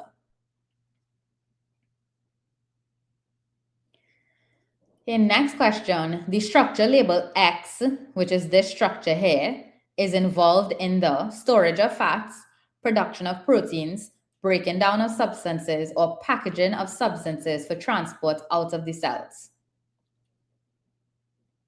What we thinking here? B.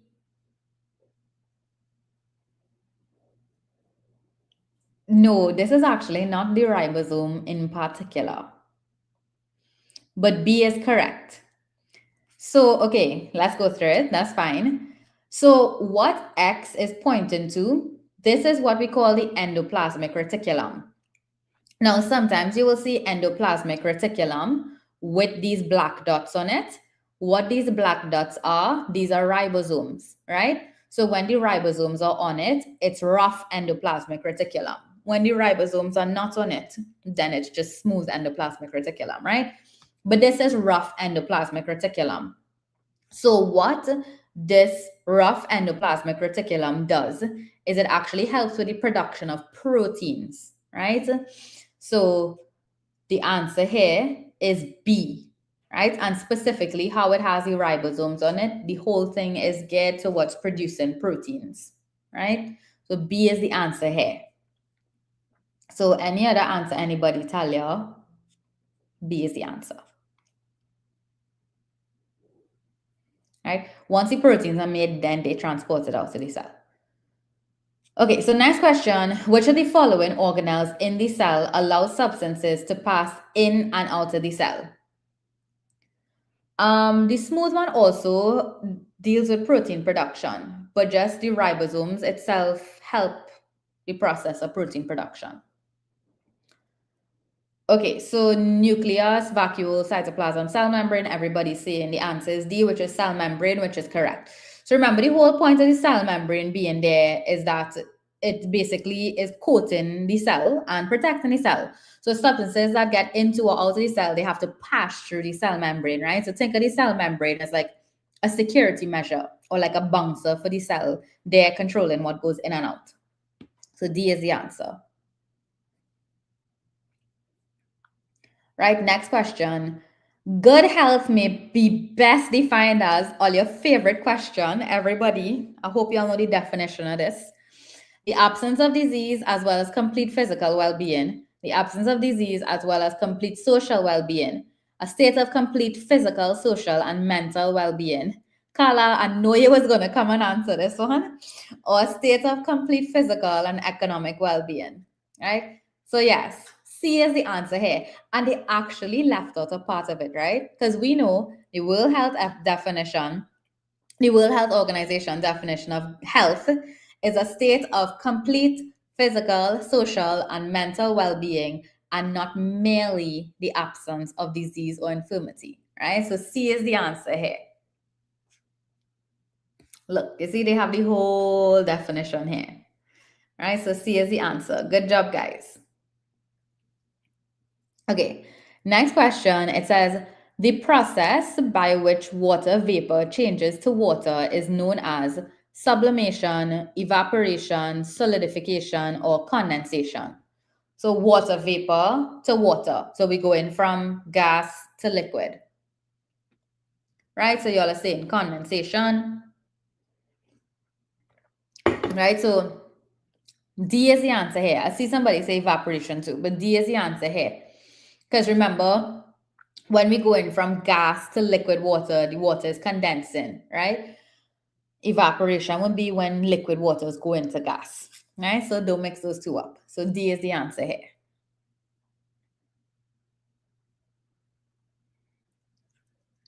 I'm glad you all definitely remember that definition for health. I hope you'll hear me in your head when you see it on the paper. Okay, the longest continuous bone in the human skeleton is the rib, the femur, the pelvis, or the humerus. Okay, I see in B and D, but I feel like B winning out. So yes, the femur, which is that bone like in your thigh, that is the longest continuous bone in the human skeleton. Oh, look, this is the femur here actually. And I actually just gave one of the answers away. So we have a diagram of a human skeleton, and they want to know which combination correctly identifies the bones labeled X, Y, and Z. So this is X, Y is in the front here, and then Z is in the back here. So you want to know which one is the correct combination. So I'm seeing C, where you'll say the femur is bone X, which I gave away. Bone Y is the tibia, which is in front, and then you'll say in the fibula is Z, which is in the back, which is correct. So B is the answer. Right, next question. In which of the following structures does photosynthesis occur? The ribosomes, the Golgi bodies, the chloroplast, the mitochondria. We did this already earlier, right? So I know you all know the answer, the chloroplast, right?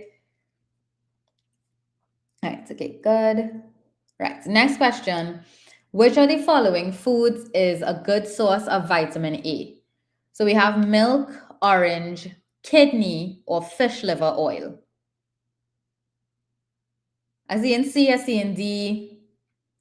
So guys, this question is actually kind of a chain up because technically speaking, all of these have they are pretty good sources of vitamin A. But there's one of them that's the best source of vitamin A.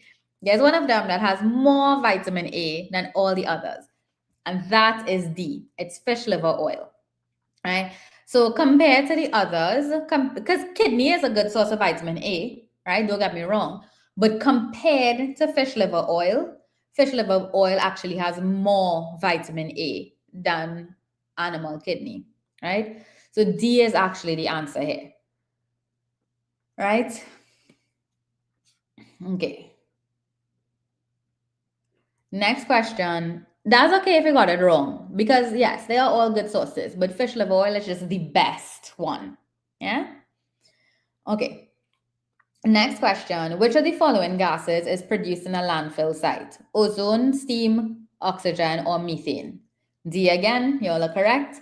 So methane is produced in a landfill site when it comes to the breakdown of, biodegradable substances, methane is produced, right, from anaerobic decomposition.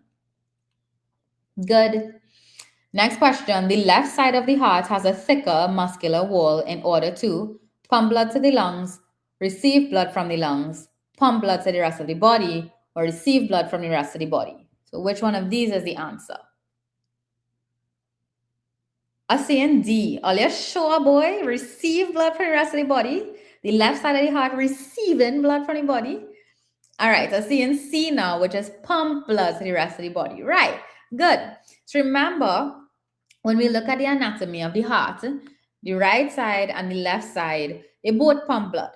But the left side of the heart, if you look at the wall, the left side of the heart is thicker, right? Specifically around the ventricles, because the left side of the heart has a really big job to do. The left side of the heart has to pump blood to your entire body.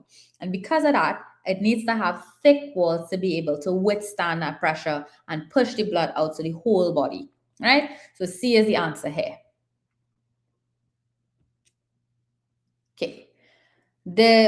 Okay, so we have a diagram that illustrates in a process that occurs in humans. So we have DNA replication and two diploid cells. So they want to know this process illustrated here is either mitosis, meiosis, cell transport, or cell transmutation, right? So I'm seeing A, right? So from the time you see two diploid cells, y'all, you know, one time that have to be mitosis, right? Good. So A is the answer here. Okay, next question. We're almost there, guys. We get through 90 questions so far. That's crazy. Y'all are doing great. Okay, which of the following substances found in cigarette smoke is addictive? Tar, nicotine, carbon dioxide, or carbon monoxide? Right, so everybody is saying the answer is B, which is nicotine, which is correct. So nicotine is the addictive chemical that's found in cigarette smoke. That's why people get so addicted to it, because of the nicotine. Oh gosh, I didn't click the answer. Okay, next question. The central nervous system is made up of the brain and spinal cord, brain and spinal nerves, brain and cranial nerves, or spinal cord and cranial nerves. I feel like this one is a giveaway, right? The central nervous system is made up of the brain and spinal cord, right? That's the main part of your nervous system. Good. Right? Also, quick note on this, guys. The brain and spinal cord is the central nervous system. The peripheral nervous system would be made up of the nerves, right? So the cranial nerves and spinal nerves, those are part of the peripheral nervous system. But the central is the brain and spinal cord. Okay. Next question. The process of adding a calculated amount of chemical that is effective for killing bacteria in a water treatment plant before water is distributed to customers is called, we did this already too, filtration, screening, chlorination, and sedimentation. So we did this, it just had a different wording before, but it's still chlorination, right? So you add small amounts of chlorine and that kills off the microorganisms before it makes it drinkable, right? So C is the answer. Next question, which of the following vitamins assist in the process of blood clotting? So we have vitamin A, vitamin D, or vitamin K. Why so much people saying the answer is C? Vitamin D helps with the process of blood clotting. Right, now I'm saying the right answer coming in, which is D. Vitamin K, guys. You all remember that molecule, that blood clotting factor called prothrombin. Vitamin K is what helps that molecule to be made. Oh, it was a chat. It was a chat fault. Okay. It's a chat fault. So answer is D, right? Vitamin K is the answer. Good. All right. Next question. An example of diffusion is the movement of sodium across cell membranes, glucose from the digestive tract to the villi, oxygen from the alveoli to the capillaries, or sucrose from phloem tubes to companion cells. So what are we thinking here? Right, so I'm saying C, which is oxygen from the alveoli to the capillaries, right? What? I don't know why capillaries spelled like that, but that is the correct answer. So remember, in diffusion, the classic example is that image with the alveolus and the blood capillary around it. And what's happening is that exchange of gases, right? Where oxygen is going from the alveolus into our capillaries, right? And that is classic diffusion. Right? These other things would be like active transport, right? Okay, which of the following joints allows movement in all directions? The knee, the ankle, the elbow, or the shoulder?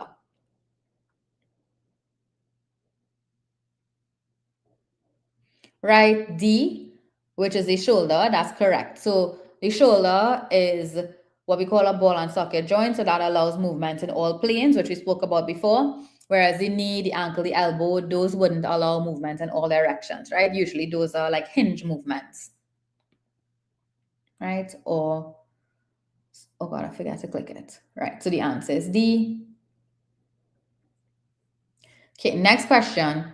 Bones act as levers while cartilage assists with movement at a joint, holding joints together, connecting muscles to bone, or reducing friction at the joints. So you all are saying the answer is D, which is reducing friction at the joints. Right, excellent. So remember, cartilage is that little substance, similar to bone, right, but softer, right? So cartilage would be found at the end of bones. And so that basically acts as a shock absorber and reduces friction when bones have to move against each other to create a movement, right? So D is the answer. Okay, so we have a tooth here and we have 4 labels, 1, 2, 3, and 4. So they say the layer of the tooth which is harder than bone is labeled, well, 1, 2, 3, or 4. So yeah, it corresponds with A, B, C, or D. Right, so I'm seeing A, which is 1, which is correct. Right, so that's the outer layer of the tooth, the enamel, right? Excellent. So enamel is harder than bone. Obviously, you're using your teeth every single day, right? You probably don't think about it, but it's a lot of wear and tear, a lot of crushing and grinding on your teeth all the time. So your teeth have to be strong, right? So that's what the enamel is there for. So the enamel, which is 1, is correct.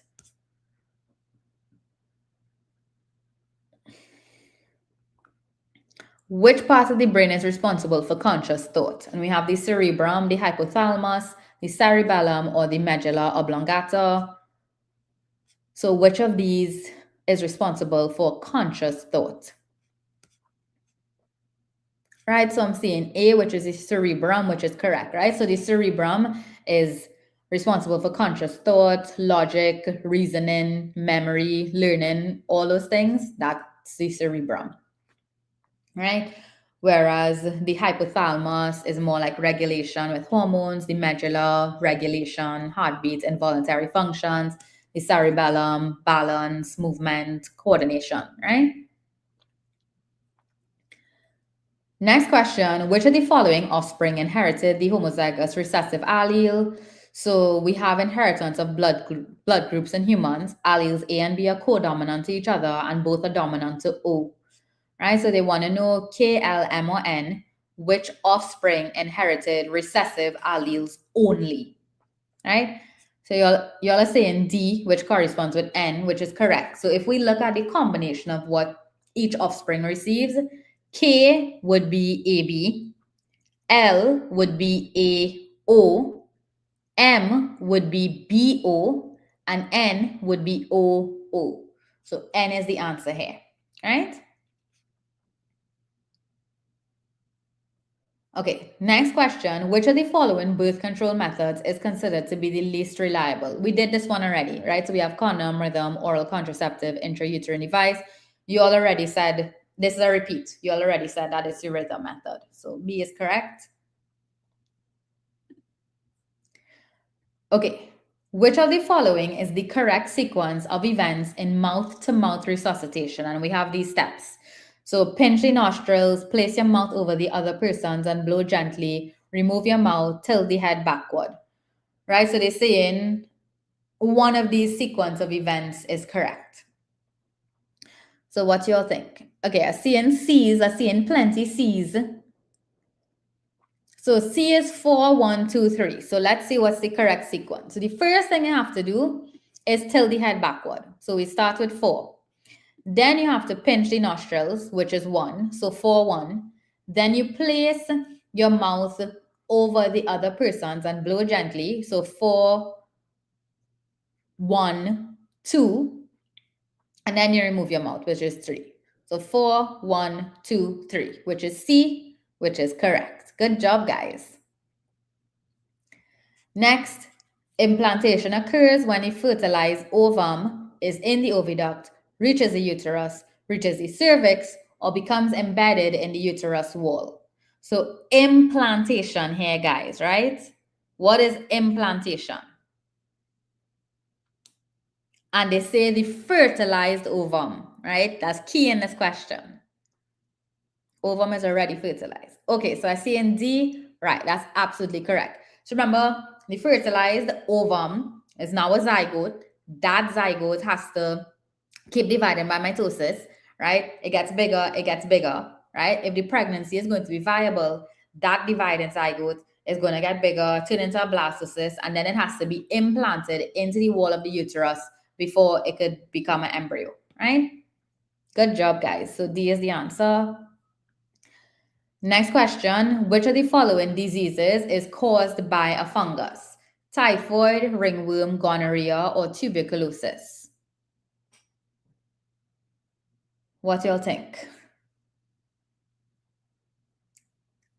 So I'm seeing B, which is ringworm, which is correct, right? So the rest of these are caused by a bacterium. Ringworm is caused by a fungus. I know the name could be misleading because you're hearing worm. Don't let that throw you off. It's caused by a fungus, right? Okay. Next question. Which of the following methods of contraception functions by preventing sperm from entering the uterus? So we have barrier, natural, surgical, or hormonal.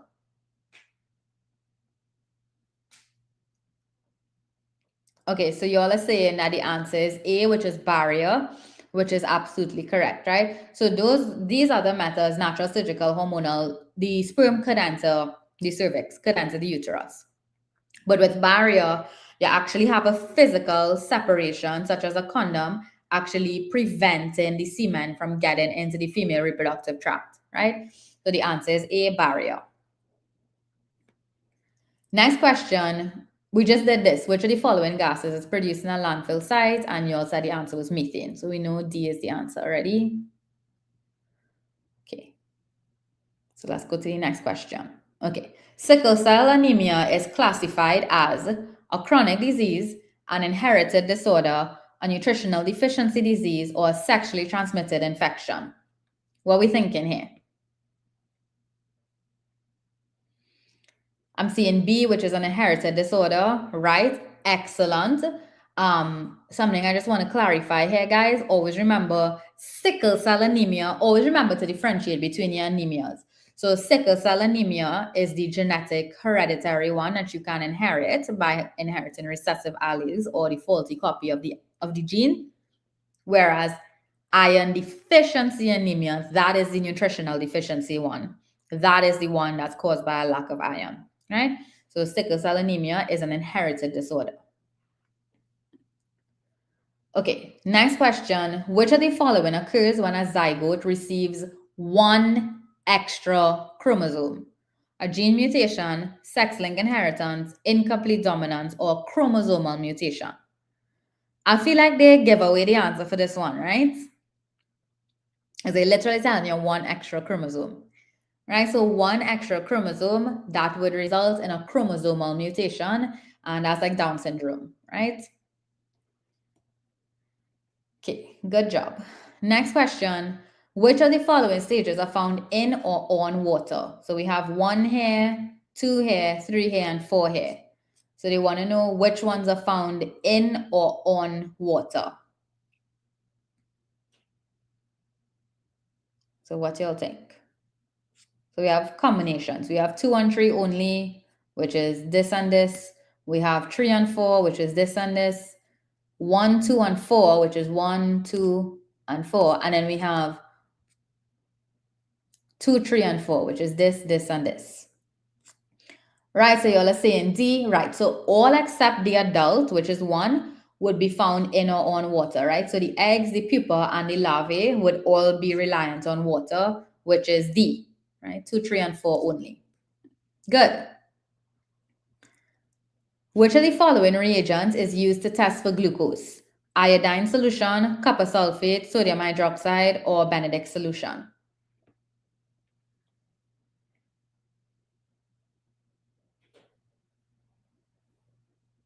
Right, Benedict solution is correct. So remember, Benedict solution tests for reducing sugars such as glucose. That's a blue reagent, right? And that's usually where we look for the orange precipitate color change. So D is the answer. Well, brick red, I should say. Right, next question. Images in the eye are formed on the choroid layer, optic nerve, retina, or sclera. Come on, Alia. All those who say they're not good at the eye questions, you all for sure know this answer, right? Where are images in the eye formed? Right, excellent. C on the retina, right? So the retina contains those light sensitive cells at the back of our eye, and that's where the retina, that's where the image is formed, right? That's what receives the image. Excellent. So see, you're not so bad at the eye questions. You all knew this answer. Good job. Okay. Next question. An example of a cranial or involuntary action is a knee-jerk, pupil reflex, dropping a hot object, or eating food when hungry. Eating food when hungry. That's so funny. So y'all are saying B, which is correct, right? So the pupil reflex is called a cranial reflex because it passes through the cranial nerves, right? So B is the answer here. Okay. The others are spinal reflexes. Okay, so we have a diagram of a tooth. It says which of the labeled parts contains blood vessels and nerves. So we have the crown, the gum, the roots, and we have 1, 2, 3, 4. So you want to know between 1, 2, 3, and 4, which one contains the blood vessels and the nerves? Right, so y'all are saying 3, which corresponds with C, which is correct. So 3, which is here, that's what we call the pulp cavity. And the pulp cavity is the part of the tooth that contains the blood vessels and the nerves, right? It's the living part. Well, the whole thing living, but that's where the blood vessels and nerves are found. Good. Okay, we have real words here. Which of the following comparisons is not true for nervous and hormonal control? So we have A, B, C, and D for nervous and hormonal control. So we have messages travel slowly and they take longer to have an effect, or they travel fast and have a rapid effect. Chemical messages travel across synapses, only chemical messages are involved. Electrical messages travel along neurons, messages are transported in the blood. The response is short-lived, the effects are long-lasting. So they want to know which one is not true. And you all are saying A, right? Which is correct. So in the nervous system, messages actually travel quickly. And in the hormonal system, messages actually travel slowly. So this one, they mix up these two, right? So this is the incorrect one. B, C, and D are all true statements, right? So A is the answer here. Good job, guys. Okay, we have a motor neuron here, and they want to know which part is labeled the axon. So we have 1, 2, 3, and 4. So this is 1 here, this is 2, this is 3, and this is 4. So which of these is considered to be the axon? So you all are saying the answer is C, which corresponds to 3, which is correct. So this long thing down the middle here, this is the axon, right? Good job, guys. Okay. Oh, we're almost there, guys. We did 115 questions. We have 5 more to go. Okay. So we have a cell, and they want to know what cell this represents. Oh, we spoke about this earlier. So we have a liver cell, a phagocyte, a lymphocyte, or a red blood cell. And look at how it's looking, right? This type of cell is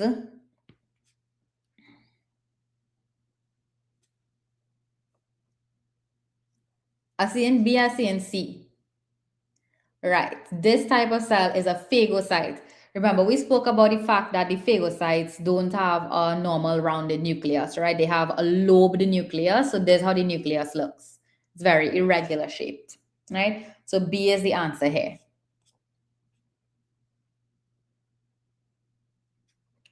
Good. Next question. Which of the following substances found in cigarette smoke is addictive? We did this already. We said it's nicotine. Okay. Next question. Coronary thrombosis occurs when the valves in the heart stop working, there's too much blood flowing through the heart, a coronary artery becomes blocked with a blood clot, or the coronary vein becomes blocked with a blood clot.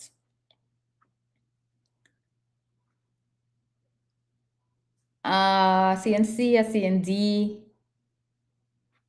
Okay, I see in more C's. Right, so y'all are saying a coronary artery becomes blocked with a blood clot. Right, correct. The answer for this is C. So they literally, well, they say coronary, so we know is a coronary blood vessel, right? But specifically, whenever they talk about thrombosis, they're talking about a clot, right? So in medical terms, when you're talking about thrombosis, you're talking about a clot. Specifically, it is when the coronary artery becomes blocked with a blood clot, right? So you could have repercussions after like a heart attack. Okay, next question. Which of the following best describes the function of a pacemaker in the heart? It increases the heart rate, it regulates the heart rate, it decreases the heart rate, or it prevents the heart from overworking. So they're asking us for the best description here, right? So I'm seeing C, sorry, I'm seeing B, right? So y'all are saying B, which is that it regulates the heart rate, right? Which is absolutely correct. So remember the pacemaker, so we have a natural pacemaker called the sinoatrial node close to our right atrium. And that basically is what initiates the heartbeat. So the heart doesn't need to be told by the brain to beat because of the natural pacemaker, the sinoatrial node, the heartbeat is regulated. Some people don't have a functioning sinoatrial node, so they have to put in an artificial pacemaker and it does the same thing, it regulates the heartbeat, right? The heart rate. So B is the answer here. The next question, muscle groups that oppose each other to produce movement are described as synergistic, contracting, antagonistic, or counteracting. What are we thinking? A, B, C, or D?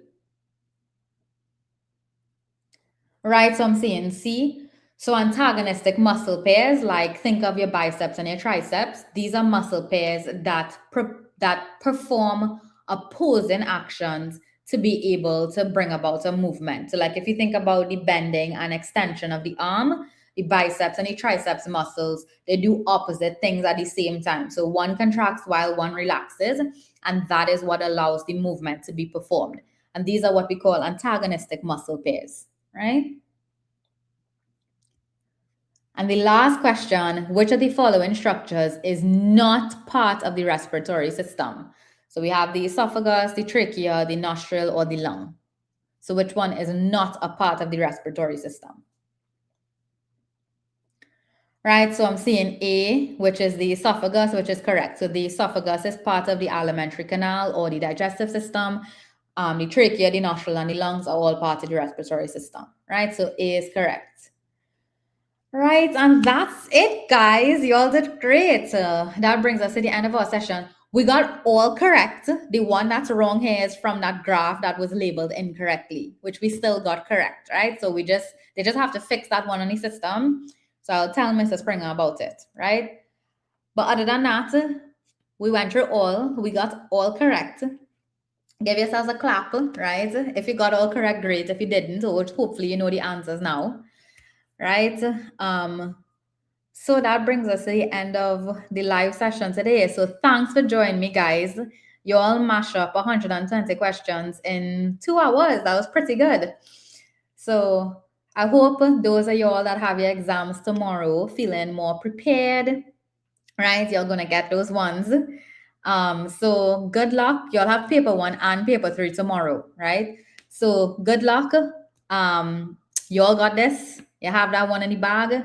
Those are y'all that don't have paper 1 tomorrow or paper 3 and you're writing some other time, well, maybe I might see y'all again in my classes or Mr. Keeley classes. So hopefully we see y'all again back at the Student Hub. But y'all are ready, right? Enjoy the rest of your Sunday. Get in whatever last minute revision you need to do. And then you're almost there. You're almost at the end, right? So I hope you'll have a nice time after you finish your exam. Keep your eye out and see if it have a Chem Live. It might have one. I'm not sure, but it might have one, right? No problem, guys. I hope you all had a good session this morning. Thanks for joining me this morning. Thanks for giving up your Sunday morning, right? And hopefully you all had a good session. So I'll see you all again. If anybody wants to join classes at the Student Hub, you could just look on the same Kerwin Springer website. And if you want to test yourself again before the exam tomorrow, you all could always come back on this tool, the kerwinspringer.com, and you could go through the multiple choice questions. Even for Chem, you could go through, if you go on past papers, you could go in the Chem ones on the side here, and you could go through as well, right? So don't stress, guys. You all have that. We're here for you all, right? All right. So enjoy the rest of your Sunday, guys. Good luck from me and Mr. Keeley and everybody at Student Hub. You all got this. So I'm going to end the stream now. Bye, everyone. Alexandria, I don't think it has it on this yet. Let me see. No, not yet. But I think over time it will, right? So you could keep, for now it doesn't, but you could keep checking over. Well, I guess you're writing, so you wouldn't have to, but we'll keep adding papers and improving, right? And we'll even increase what is in the question bank and thing. All right, no problem, guys. Bye. Good luck again.